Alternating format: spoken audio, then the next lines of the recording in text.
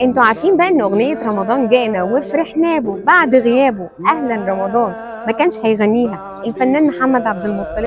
بص يا سيدي، الفنان احمد عبد القادر اللي غنى اغنية وحوي يا وحوي اياحة راح للاذاعة علشان يسجل اغنيتين، اغنية وحوي يا وحوي واغنية رمضان جانا، ولكن الاذاعة رفضت وقالت له انت لازم تسجل اغنية واحدة بس، فغنى اغنية وحوي يا وحوي لانه شايف ان دي الانسب ليه. الاذاعة بقى في الوقت ده كانت بتدور على اي مطرب علشان يغني اغنية رمضان جانا، بس كل المطربين كانوا بيتهربوا منها وشايفين ان كلماتها كده هابطة وانها مش هتبقى مسموعة. ومن حظ المطرب محمد عبد المطلب انه كان موجود في الاذاعة في الوقت ده، فعرضوا عليه انه يغني اغنية رمضان جانا.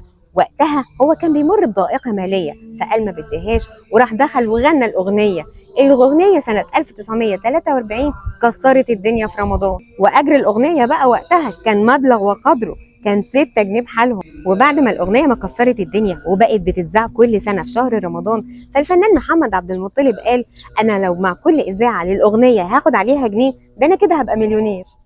سبحان العاطي الوهاب، مش دي الأغنية اللي كلماتها رفضها كتير من المطربين في الإذاعة وقالوا لا مش هنغنيها علشان كلماتها هابطة ومش هتدي صدى جامد؟ أو الفنان محمد عبد المطلب غناها واشتهر بيها.